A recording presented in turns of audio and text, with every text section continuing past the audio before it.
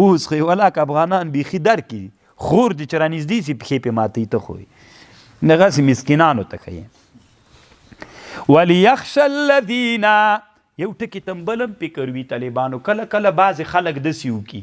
هبه څه ده چا چې شی چاته هبه که طالبانو بیرته رجوع کولی سي که نه موږ د احناف په مذهب رجوع کولی سي خو شپږ صورتونو کې نه سي کولی چې خپلوان ته ورکړي قرابت قریبه بیا رجوع نه سي کولی ورور خور ته شی ورکړي طالبانو هبه یې کړي ورته بله ورځ ته دا ورور بیرته خور نه شی غواړي نه سي اخیستلی شپږو صورتونو کې رجوع فی الهبه نه سي کېدلی خو یوه خبر دلته ده مثلا ورونه راجګ سي خویندې راجمې کې خویندو حق مو ده که غواړئ درکوي نه بس موږ در بخلی ده دا بس بله ورځ ته بیا خویندو کې یوه خور راجګه سي به زه خپل حق غواړم نو هغه ملا ته ورسي ملا ورته وایي هغه د څه ورته وایي ورکه که نه وي نه هبه کړی ده نو ملا دیستي ورته وایي شاهدان لري چې هبه کړی دی وایي هبه کړی یم دی وایي هبه کړی یم دی وایي زه بس رجوع نه صحیح پکې کولی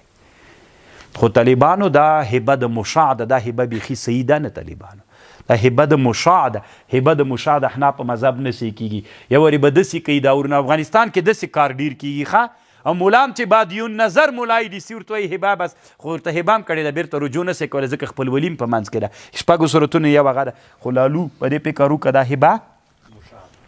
داسې چل کې کړی وای چې دا ځکه را تقسیم کې ټوله پچه یې مو واچوله خورې دی تاسو وروره دی تاسو خورې دی تاسو وروره هر یو ته خپله برخه ورکړي پس له هغه نه چې قبض یې کړي بیرته یې راواخلي بیا طالبانو رجوع فی الهبه نسي کولی افغانستان کې څنګه کیږي بس در بخاله یم بیخي تقسیم نه سوی هغه مشترکه ده طالبانو لا تر اوسه مشترکه طالبانو مشاع مشترکه هبه سوله دې کې بیا دا بیخي هبه صحیح نه ده طالبانو نو چې نه ده صحیح سوي څوک هم کولی سي افغانستان کې دا کار کیږي که نه تاسو به پته وي که نه دا صورت ډېر پیښیږي وليخشى الذین او دې ډار سیا کسان لو ترکو من خلفهم ذریه دا د وصي په باره کې ده یعنې که یو سړی مړ سو تی وصي وګرځولې چې دیما د یتیمانو باندې به فکر کوې نو وليخشى او دې ډار سي الذین هغه کسان لو ترکو که پریږدي من خلفهم ذریة ضعفا خافوا علیهم فلیتقوا الله وليقولوا قولا سدیدا یعنې ظلم مه کوه ځکه که داسې نه وي بیا به بله ورځ ته مړ سي کله دا خوښوې چې د تا یتیمان دې چاته پاتې سي نو اوس چې تا ته پاتې دي نو ښه پالنه وکړه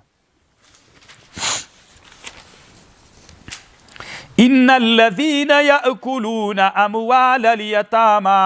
هغه کسان چې خوري مالونه د یتیمانو په ظلم انما یأکلون فی بطونهم نارا